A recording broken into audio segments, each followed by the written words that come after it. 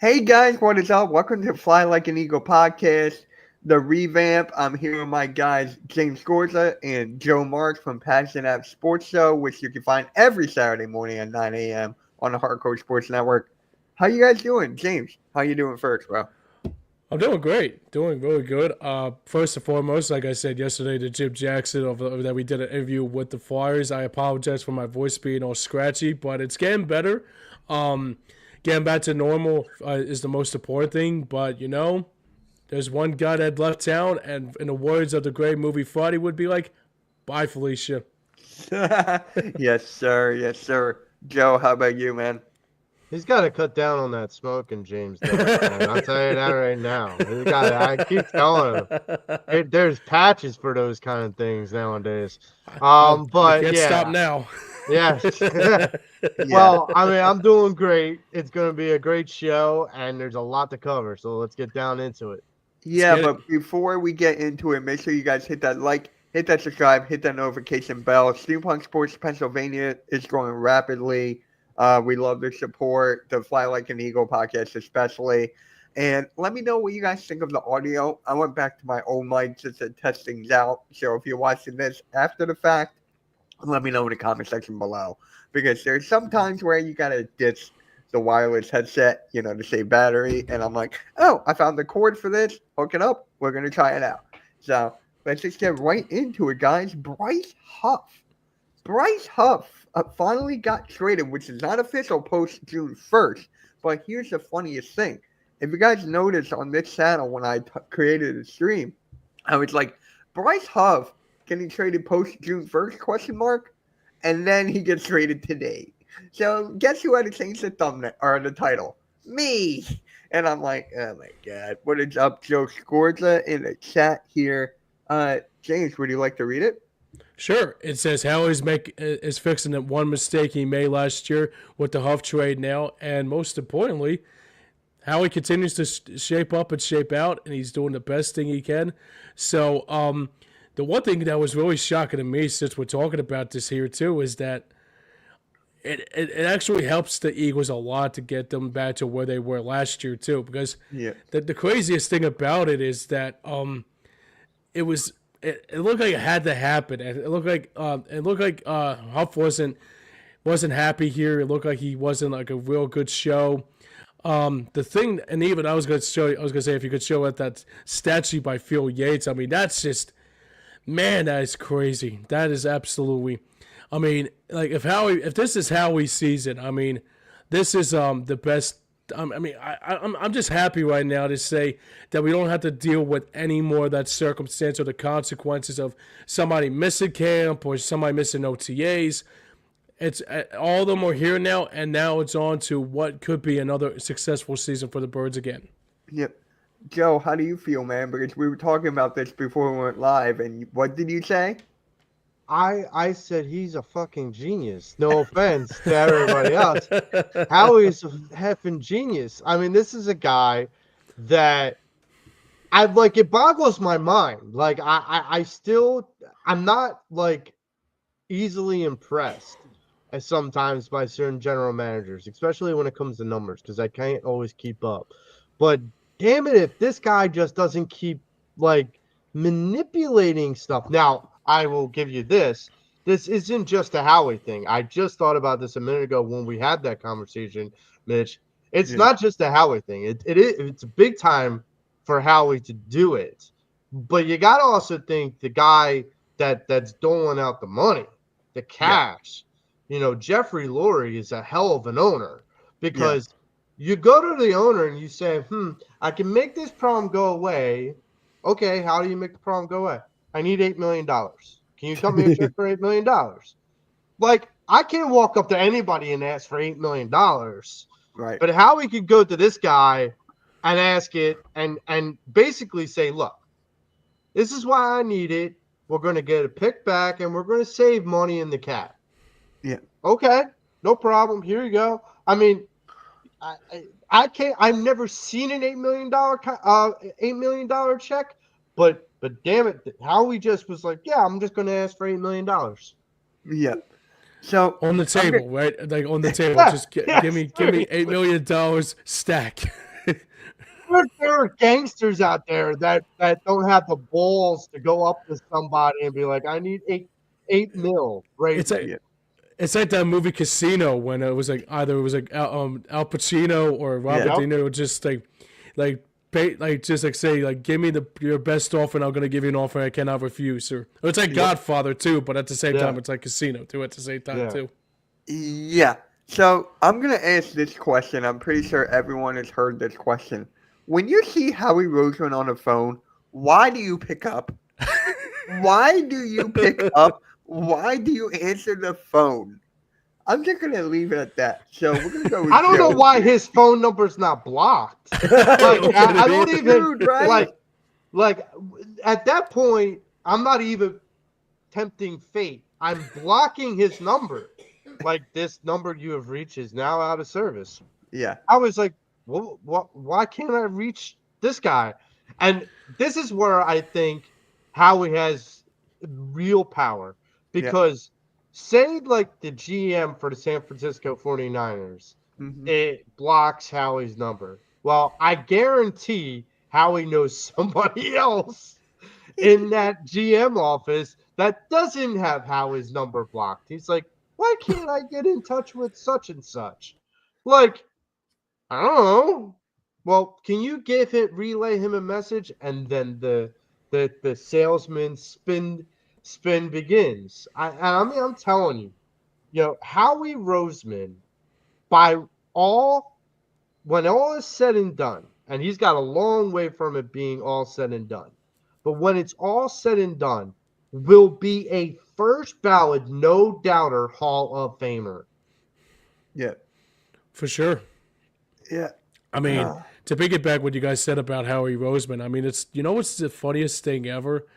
We would have thought back 5 years ago, we would have thought he didn't know what he was doing at the time with the Jalen Rager draft and also the getting Jalen Hurts here. And now 5.5 years later, he is probably on Mount Rushmore, probably one of the greatest GMs that we ever had. You know, James, I go back to something that you flipped out about a long time ago about the phrase "the new normal" and after the 17 championship, and Howie didn't say it, right? But like, I think Howie understood it, Correct. like that it should be the new normal, and I feel like now with all the things that Howie's doing, all the contracts, all the trades, all the this is a mistake. Okay, I'm going to rectify this mistake by doing this and just clearing house. This is a guy, like him or hate him, have doubts or not. This is a guy that is A, grown, and B, like, he has set this team up for such a success going forward that it could very well be the new norm to have a parade down Broad Street for Super Bowl championships. This may just be the beginning. Yeah. Yeah, it's like the quote Roy Halladay would say, it's fun, but it's only going to get funner. Yep. I mean, Exactly. And the thing too is that I know I went on that rant back at one of our studios over at Edge of Philly, and I said to myself, right after that, it was like, I think either Howie said, this fan is really passionate about this team, and I don't want to let him down. I mean, maybe he took that into considerations, like, yeah, something has to be changed here. Because, I mean, right after that, I think it was like that same weekend, Jalen Hurts became the quarterback for the Eagles after Wentz got benched. And then after that, it basically told you all you need to know what the football season is going to turn into that new norm. And at the same time, I thought about it now. It was more like I wasn't angry at Howie Roseman that he was doing all these kinds of things, but I was angry that the team was starting to really digress and also start to relapse in every which way because it looked really bad. Obviously, it was a COVID year. Nobody could go to the stadium. Nobody was able to see. I mean, they could watch the games, though, obviously, but at the same time, it was a bizarre year. Even like 3 years removed from a Super Bowl, it was like, this team's so much better than this. And it turns out now it could be that new norm, like I mentioned, 5 years later. Yeah. Yeah. So really quick, Joe Scorza makes a really good point here. Jalix Hunt made Huff irrelevant. And we're going to talk about Jalix Hunt a little bit in the show. We're going to talk about him because I got something to say about him. And then Yeah. one of my favorite supporters, Wesley, comes into the chat and he goes, "Hi, MK, James, and Joe. Hashtag Eagle Rule. Hashtag Fly Eagle Fly." Appreciate you, Wesley. Appreciate you. Appreciate Make the sure you love, my friend. Appreciate you, man. Make sure you share this out on all social medias. And Joe comes back. James, why don't you read this comment, man? Sure. It says I never seen a Super Bowl winning team to be set up for future success, not losing any core players following the Super Bowl, but the guys who left, they knew they were leaving and they prepared for it every which way too. Yeah, exactly. I'm gonna make a comparison here. It's the NBA. Don't worry, it's not the Sixers. Let's get that out of the way. It is not a Sixers comparison. Well, it could be Allen Iverson Sixers or Pat Roche Sixers. That could be my favorite team of all time. But As the one. yeah, before you know who the Eagles are in the NBA? The Oklahoma City Thunder. When you look at the rebuild, you look at the draft picks, you Good look at point. just the roster there, SGA, Chet, J-Dub, and the roster they built around them, and Sam Presti actually showing everyone how to do the rebuild the right way. Now, Howie Wilson made some mistakes in the beginning, right, with all the draft picks, stupid trades, and all that, but he learned his ways and he flipped it by drafting only Georgia Bulldogs, a couple Michigan players here and there. But yeah. What do you guys have to say to that? Joe, do you think the Thunder are the Eagles pretty much? I would say yes, that's a good comp for now, but if I Yeah. had to give it a better comp, I would say they're the Golden State Warriors in the beginning, in the heyday, with Curry and Yeah. Clay and Draymond. And the Okay. reason why I say that is because if you look back at that Golden State Warriors team, Yeah. even the bench players, there was like a role for each player. I mean, Iguodala was on that team on the bench, Yeah. and I can remember him and Livingston and some other guys. And the thing is that everyone had a role, but you had this core Yes. like studs. And I'm just looking at this offense because let's look at the Eagles in the sense that as a team, the offense is the strength of Yes. this team.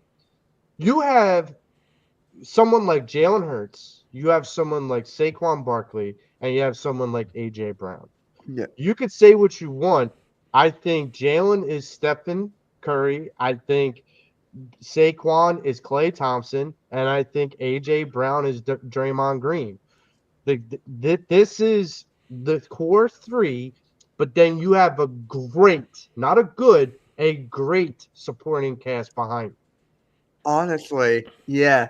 And I really love the comparison between AJ Brown and Draymond Green because AJ Brown is not afraid to say anything. He will come out Mm-mm. and say it on any podcast. Draymond Green has his own podcast, but AJ Brown doesn't kick anyone below the belt. Let's just keep that No. there. AJ Brown does Yeah. not do that. So yes, I really like this comparison. And Joe comes in to mixed sports. I think the Eagles might be the NFL version of the old Yankees. Perennial winning teams. Jeter. James, do you like that?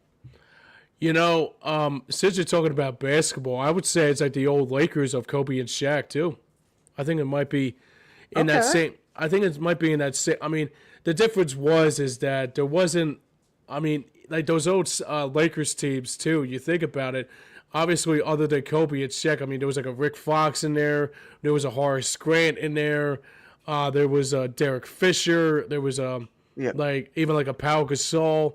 But the team is too. I mean, the way you guys even Mitch, you said about with the Thunder being that team. I mean, I agree with that because this is kind of like similar to that because they have the same level of like they're like a young team and they're ready to move that one step further. For me, I like both of your answers actually. I think both of your answers are perfectly well put with this Eagles team. And I think for me too is that when this Eagles team could actually go back to another Super Bowl, they could be like the Lakers, they could be like the Bulls, they could be like the Thunder, or they could be like even like Golden State. I mean, but the thing I take out of it too is that I think they can really they could really make some noise again this year too. And I mean those teams won championships too. I mean hopefully Oklahoma City does too, because I really do like their team. I wish it was like a similar team that the Sixers had in this day and age, but let's not kid ourselves here. But all joking aside though, I mean those two comparisons are very very valid to this Eagles team. I agree with that as well. Maybe I mean, this is one thing real quick, Mitch. I wanted to, as we're talking about that, there's something that crossed my mind. So you got the Kansas City Chiefs, right? Right. They're the dynasty in the AFC. They're the dominant team above the rest right now in the Okay. AFC. In the NFC, the Eagles have gone to 2 Super Bowls in the last 3 years. So without Yeah. a shadow of a doubt, in my mind, they are the top team in the NFC until someone proves them wrong. Yeah. So could we be seeing, I mean, all the other teams might be a little bit pissed off at me saying this, but could we be looking at like the Dallas Cowboys, Buffalo Bills back in the 90s, like where we start to see some of the similar teams end up in the Super Bowl?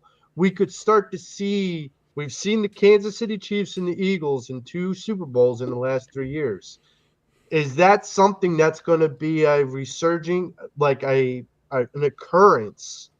Because I don't see anybody in the AFC that can right now dethrone Patrick Mahomes. No. I don't think there's anybody in the AFC that can dethrone Mahomes. Josh Allen could be. I mean, he's the reigning MVP, so you got to give him that respect. Mhm. He's still 2. Mahomes is way up there. So Mhm. yes, I agree with that as well. Yeah. So to That's go going to be back on interesting to your see. That's going to be interesting to watch. Yeah, it's yeah a good question too. I mean, you think about those teams in the '90s that they had like Jim Kelly taking on like either like the Giants or the Cowboys every year.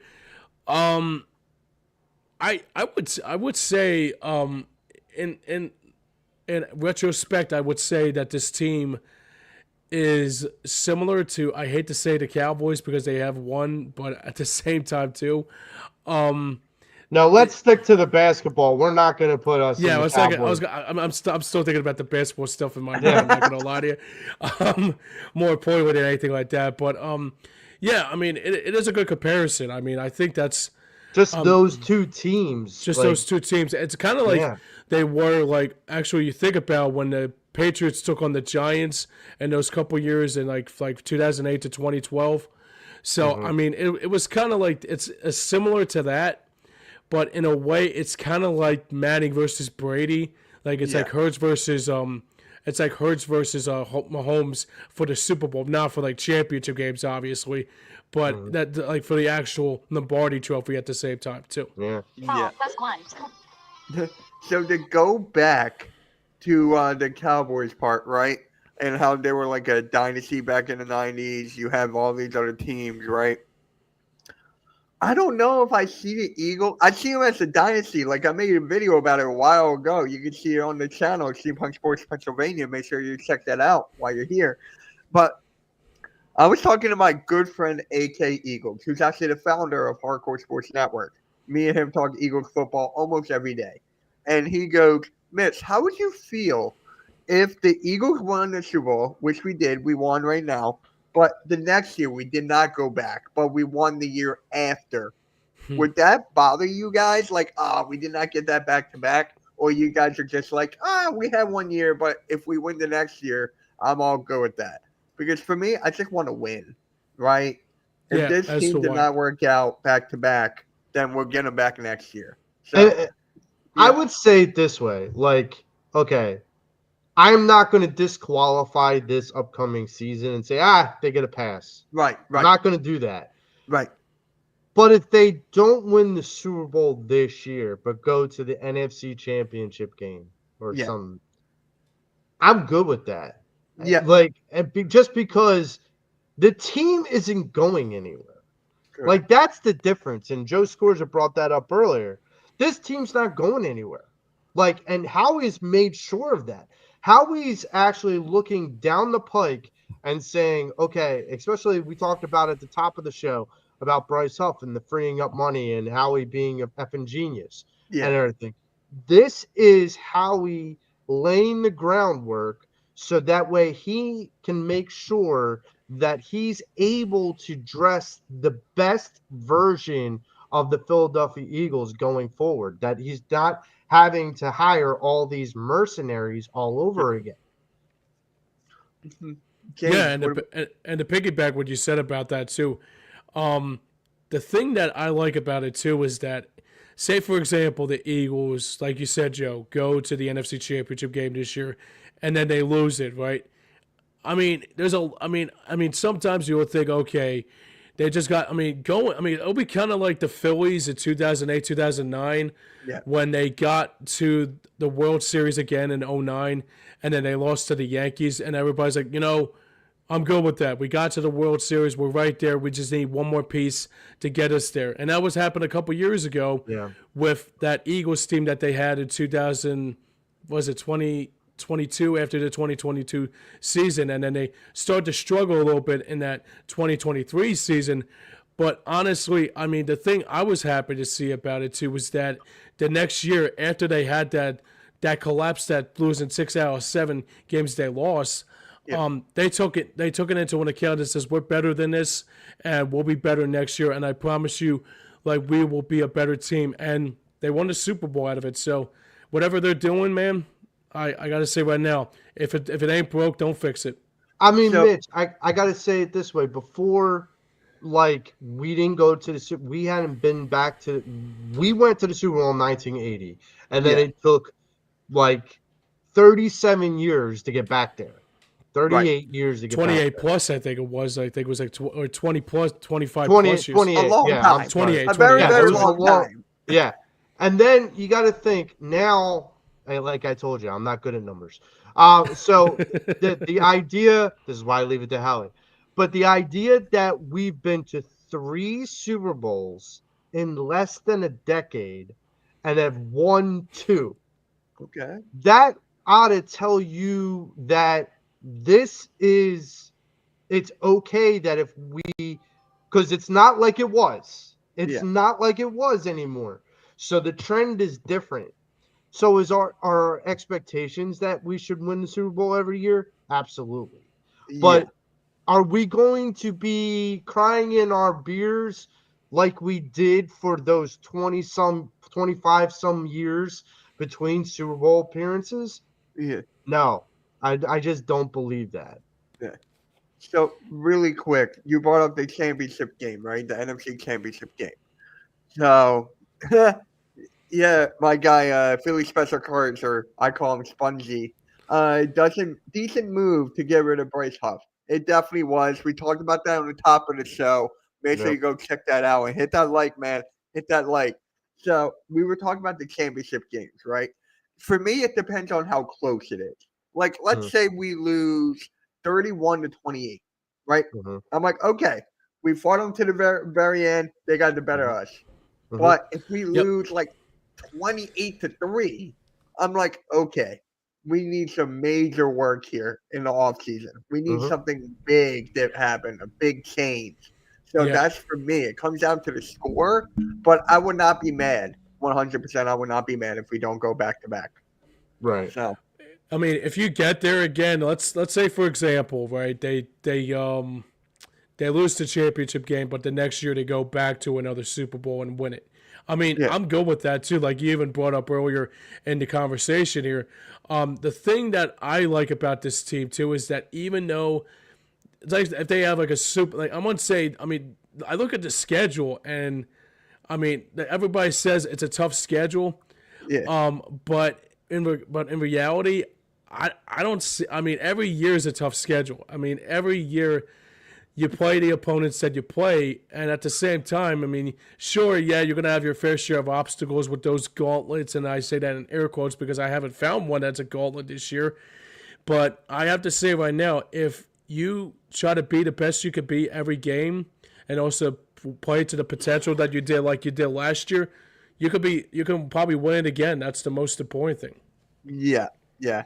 So really quick before we talk about Cooper DeJean and how he's been doing at OTAs, guys, it's the middle of the show, so you guys know what that means.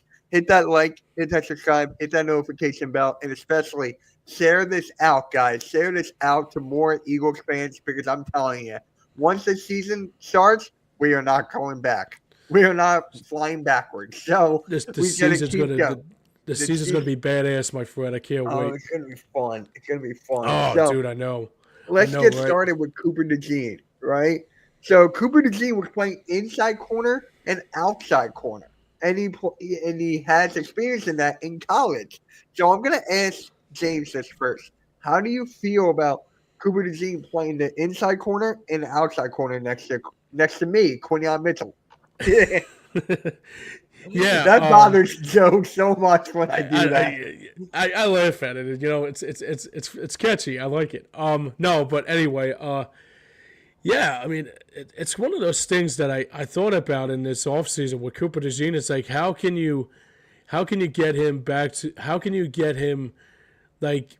I mean, obviously, you think about sophomore slumps, and obviously, you think about. I mean, that comes with quarterbacks, and I don't know about secondary in regard to cornerbacks, though. But I mean, I gotta tell you right now, like when we drafted him back last year, I was like, if you get him and him and Quinion are gonna be like, even somebody brought it up last night in regards to Quinion Mitchell.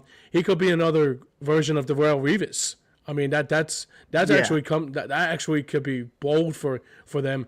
And I gotta say right now, if it really comes down to it, Cooper DeJean could be another Steve Gleason, but the difference is, I think, but probably better talent wise, because I mean, he was a good special teamer. Gleason was, but I see a lot of comparisons to him, like the Jason Sehorns of the world. Yeah. Like I said, Steve Gleason. There's another one that comes out to me is I think it's I forget what his name was, but he was a good secondary player. I mean, this defense has a lot of good players on this team, like we had back in the day with that Jim Johnson field with Bobby and Dalk and Troy, and I mean, this team is just the secondary. I mean, the one thing I love about what Vic Fangio did with this defense was like the defense is so more superior now than ever. I mean, going back to that Jim Johnson era, that was around that time. Like the defense was still playing the capability that they have, but overall, I mean, what Vic Fangio rather did was help to record his secondary, kind of similar to what Jim Johnson had in those early 2000s too. Let alone with Cooper DeJean as well. Yeah. Joe, how about you? I gotta tell you, like when we got drafted Cooper DeJean, and we had Quinion Mitchell. First off, with Quinion, I had my skepticism, but this guy has shown me, like James brought up Darrelle Revis. Now, I'm not quite willing to go that far, but I will throw out a comp and say I think he's Akeem Talib back in his prime. Okay. Akeem Talib used to be able to shut down one half of the field.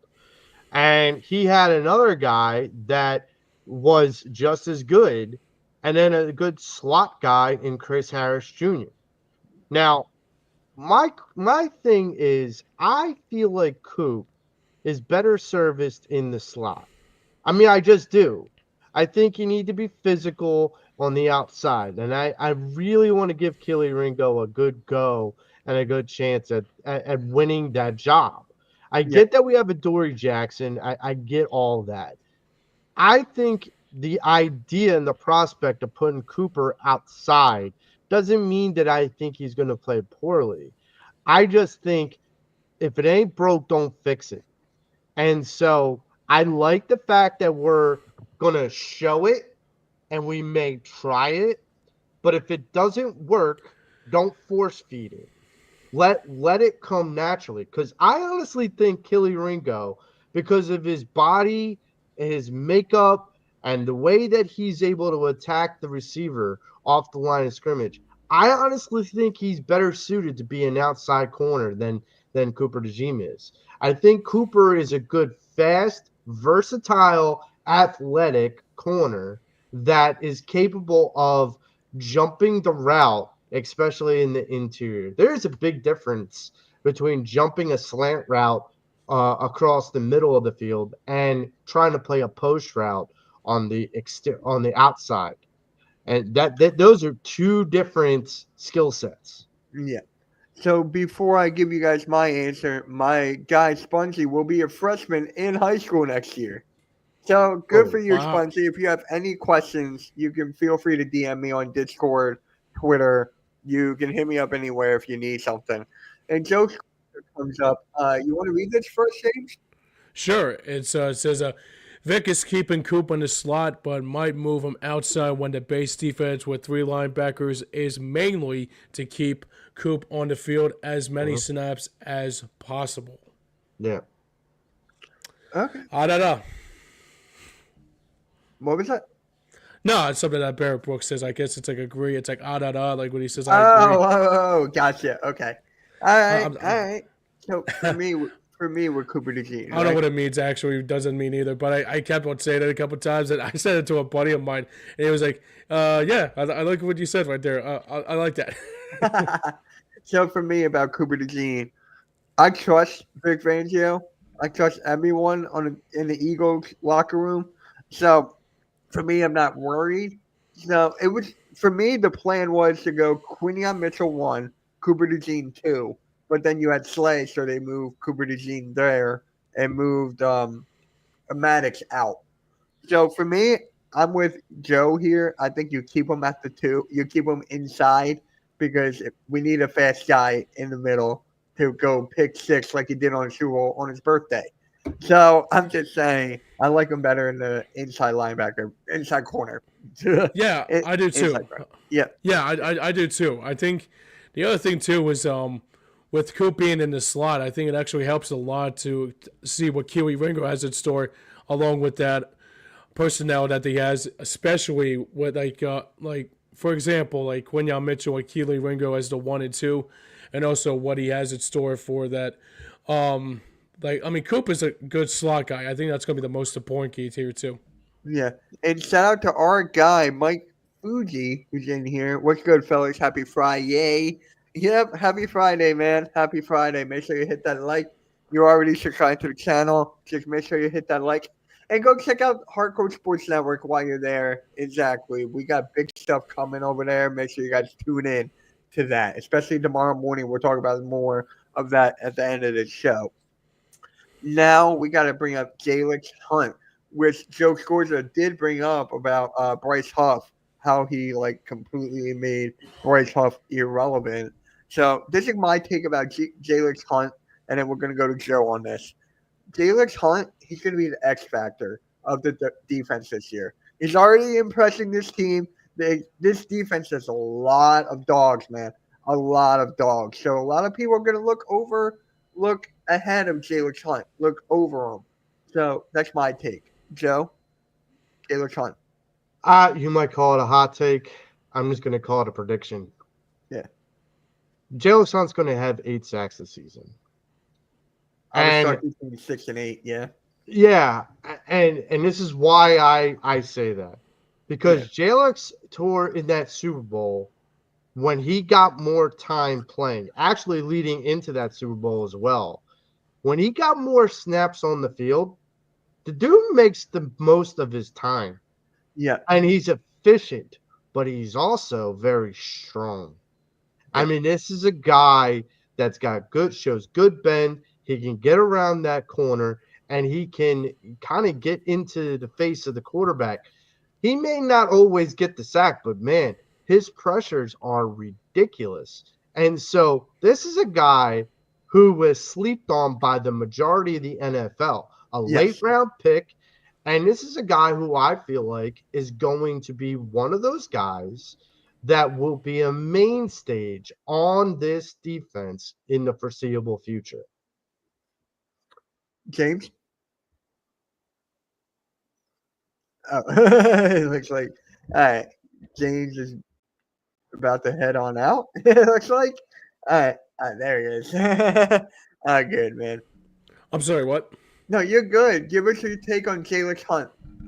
Oh, yeah. So, yeah, what Jalen Hunt, I think it's going to be one of those things that I think he's going to show out this year too. I think he might be a good player to figure out what he has in store. I mean, the one thing I like about his game though is that it was later on in this season they actually started to play a lot better to be a part of that team, and more pointedly than anything like that, I think this is probably his time to shine. He shined a lot last year. Don't get me wrong, but now I think he's going to move one step closer in his game this year. And sometimes regardless of it, in reality, maybe this will be a good time to see what he has in store, especially when Kobe Dean misses some time. I mean, hopefully he'll be back for the season opener, but at the same time, it'll be good to see what he looks like, especially with Zach Bond or even other players like that included. So it'll be interesting to see. Yeah. And then my guy Spongy or Philly Special Cards, he does a lot of draft coverage. Who's especially going to be a freshman in high school. This guy is very good at drafting or draft coverage. When I did a lot of draft research last year, I absolutely love Jalen Hunt, and I'm hoping for a crazy year this year as a third round pick. I'm saying he's going to be an X factor this year, man. I hope so. I sure hope so. When you look at this landscape of this defense, it's just like mind blown. It's just like mind blown. So, I mean, here's my thing, Mitch, and you bring up Jalen Hunt. This defense is made up of players. Yes. For the last 3 or 4 drafts. That's it. That's what this defense is now. Dory Jackson is the anomaly. Fine, throw that away. But now this defense, and James brought it up earlier, Bobby Taylor, Brian Dawkins, Jeremiah Trotter, Hugh Douglas, Trent Cole, Brett Buckner, Corey Simon, stuff like that. That defense was born and bred and built up together. And that made all the difference. This defense is going to be much the same thing.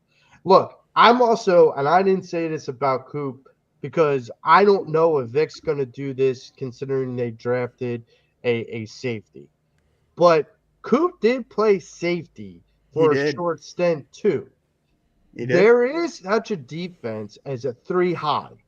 And what 3 high is, it's 3 safeties on the field where one is basically playing center field. He has no responsibility to any given position on the team. He just plays center field.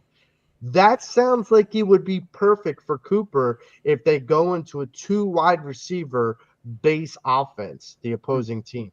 I would be interested to see if Vic would be willing to do something like that, considering Vic is the kind of predecessor to the 2 high safety. Like the 3 high is what usually you would call a prevent defense. Yeah. So this is a prevent defense without that third safety being like 20 yards further down the field. This is a prevent defense with the third safety / corner playing center field. Yeah. So my guy, Random Anton, checks in and he goes, bruh, we did it. Yes, we did. We traded Bryce Huff. Bryce Huff is gone. It's not official till post June 1st.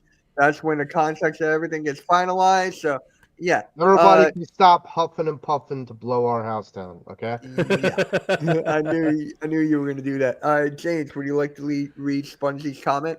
Sure, absolutely. He says something about Jeremiah Trotter Jr. says another guy I love last year, not just because of his dad was Jeremiah Trotter, but his father was Jeremiah Trotter Jr. I think this year will be a breakout year with Nakobe for a small period of time. By the way, from what I've heard of reports, you brought up Jalen Hunt, and now we're bringing up Jeremiah Trotter Jr.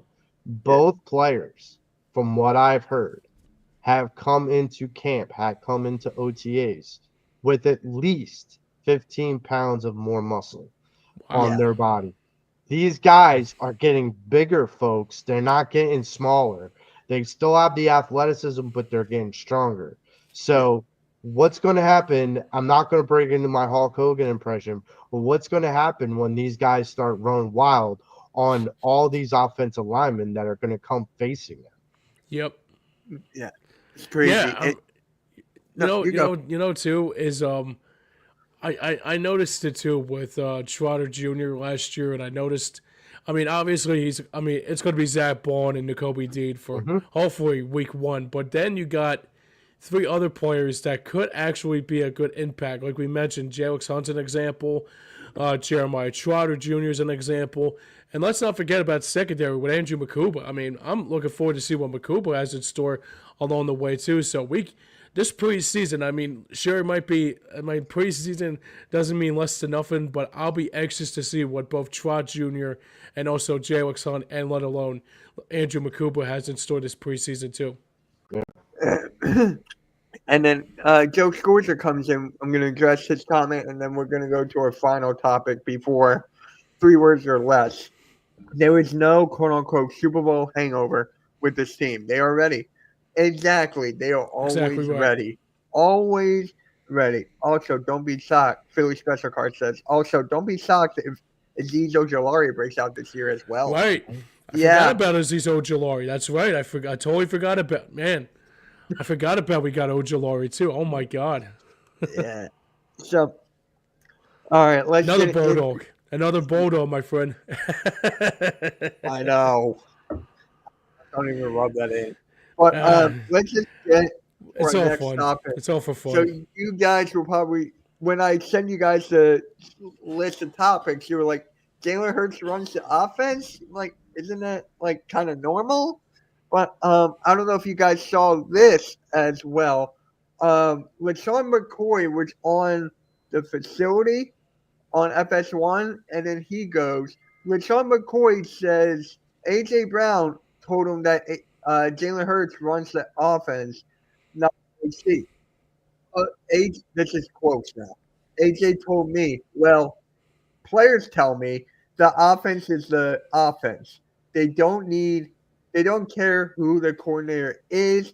You come here and it fit the Jalen Hurts offense. I'm going to start with you, Jeff.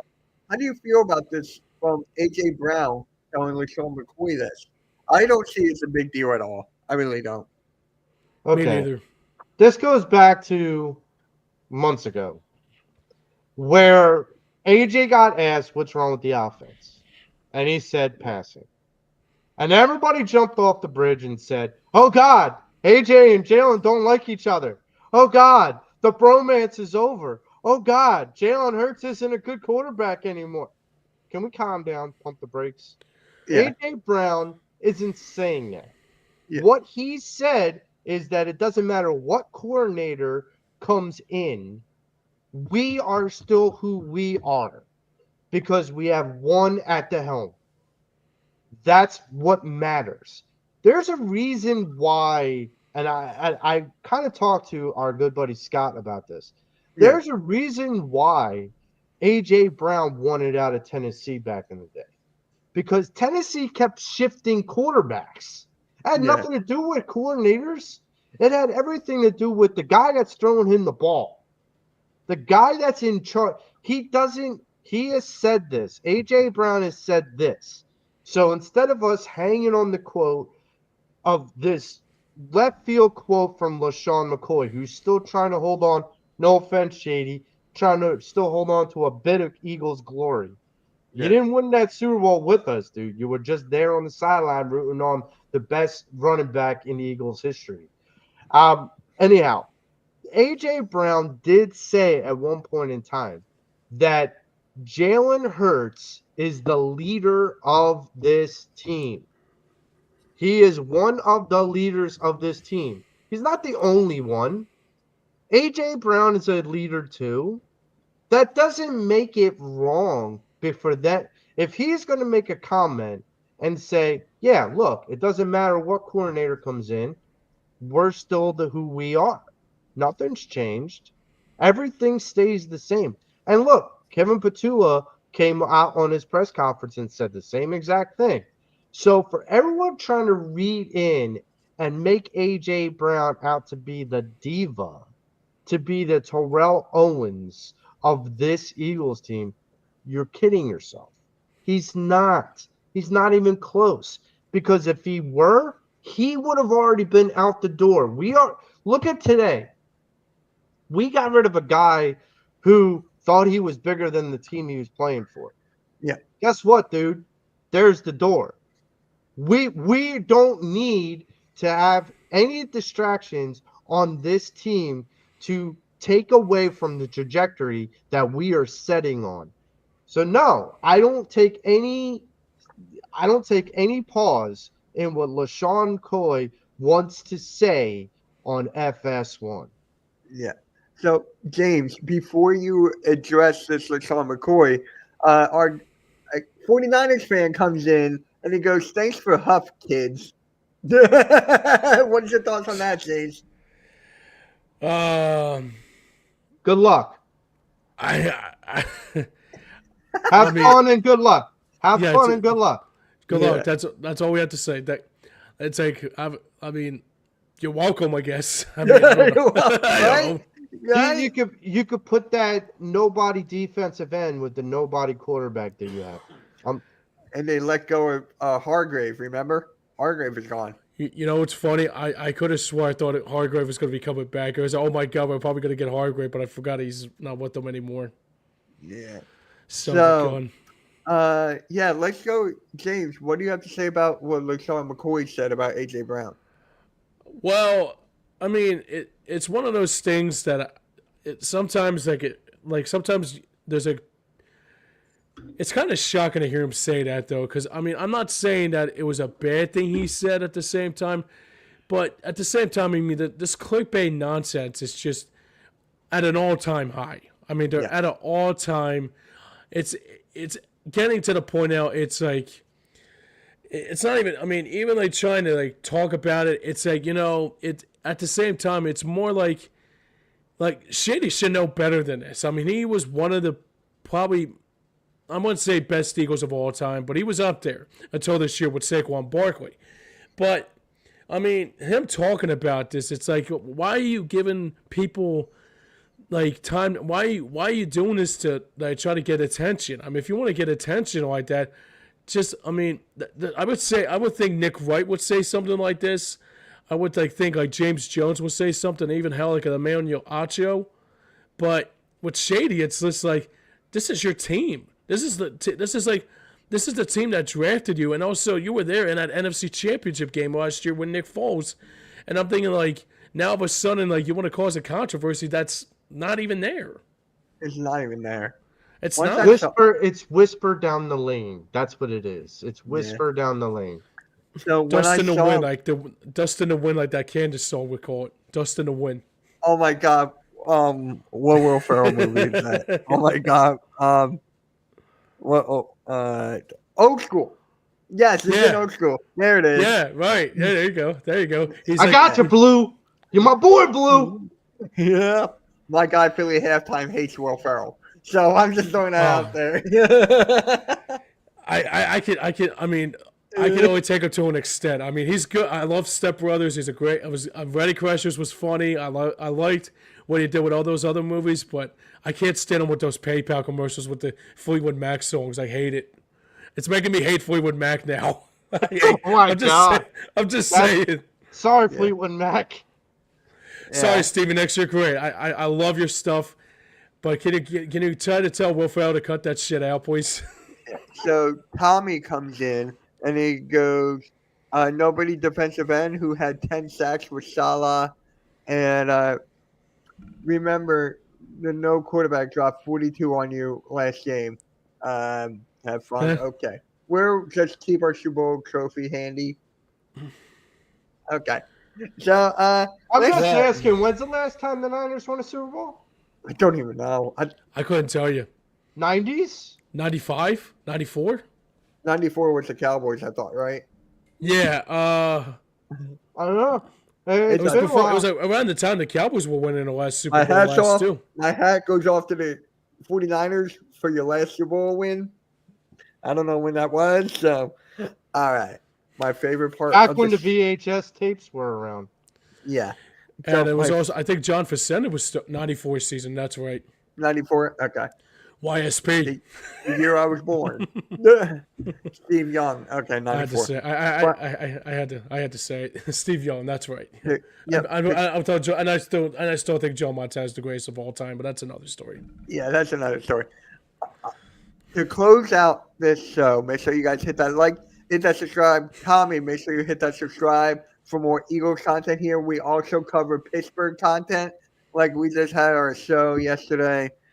So make sure you guys subscribe to that. 3 words or less. So describe the Bryce Huff trade in 3 words or less. For Ooh. me, it's go. We all rooted for Philly. Congrats. Appreciate that. Thank you. Appreciate you, brother. For Appreciate me, you. is goodbye Huff. That is mine. Goodbye Huff. All right, Joe. 3 words or less about Bryce Huff getting traded. Good riddance garbage. That works. That works. All right. James. Still to got that. Harper. Ha Still got Harper. Oh, you got. Oh, okay. I didn't see that going that direction, but okay, that makes sense. I like it. I like it. All right, My- guys. So Good. there you have it. Still got Um, Harper. When Joe and James are done laughing, we got to promote a very special show that's supposed to go live tomorrow at 9 a.m. James, you want to take that over? What is going on tomorrow at 9 a.m. on the Hardcore Sports Network? Sure thing, Mitch. So tomorrow we got a jam-packed show for you on the latest edition of the Pass and Half Sports Show. First, we'll have talk about, speaking of Bryce Harper, the injury that happened during the week that Spencer Strider decided to plunk Bryce Harper, and I'll get my bone to pick about that too, alongside Joey. We'll also talk about Jalen Hurts also trying to be as a QB. I mean, the QB ranking for Jalen Hurts as a whole, and to think about if he is a QB, as a top-notch QB in the NFL, which I would think so, and I think Joey and also our colleagues join us tomorrow will be Frank Finnegan and Damon Salim, and also tune in after the show. Before we tune in tomorrow, before we end our show, a special guest join us tomorrow, our good friend Jim Jackson from the Philadelphia Flyers. We'll be talking all things Flyers off-season tomorrow. So tune in tomorrow, 9 a.m., Patterson F Sports Show right here on Hardcore Sports Network. All right. Before we actually close out, I did get a text during the show, not from Spongy, but I got another text. I don't like all this Kyle Pitts talk. There's rumors now that the Eagles are going to go trade for Kyle Pitts. I didn't even hear of that. I never heard of that. It just happened. It just happened. I got a text. Oh boy. Yeah, boy. I think Who are we trading to get? I mean, That's all it was. That's what I want to know. Who are we trading Goddard away to get Pitts? Probably. I don't know. Maybe you guys can talk about it tomorrow morning at 9 a.m. on the Patterson F Sports Show. Yes. Find out at 9 a.m. like the old news stores. Find out at 11. Well, I want to know now. So, again, shout out to my guy, AK. He actually called this a while back that the Eagles should go trade for Kyle Pitts. So, I'm giving him credit. I'm giving him his flowers so he doesn't have to yell at me over the phone. There you go. Anything else? I'll believe it when I see it. But That's all it. right, let's go with that. Yeah. Supposedly the edge for Pitts is a day 2 pick where the Eagles have 4. Okay. So give up a second day draft. That can't be all of it, though. That It can't. Pitts was a first-round pick. That cannot be all of it. Are they actually considering trading Kyle Pitts? Has he That's requested a shocking. trade? That is shocking. That is shocking to me too. Yeah. With that being said, guys, hit that like, hit that subscribe, hit that notification bell. Fly Like an Eagle podcast, another episode in the books. We'll catch you guys next Friday. Have a good night. Have a good rest of your weekend, guys. Peace. Go Fly, Eagles, Birds! fly. Go Birds. See ya. And Cowboys suck.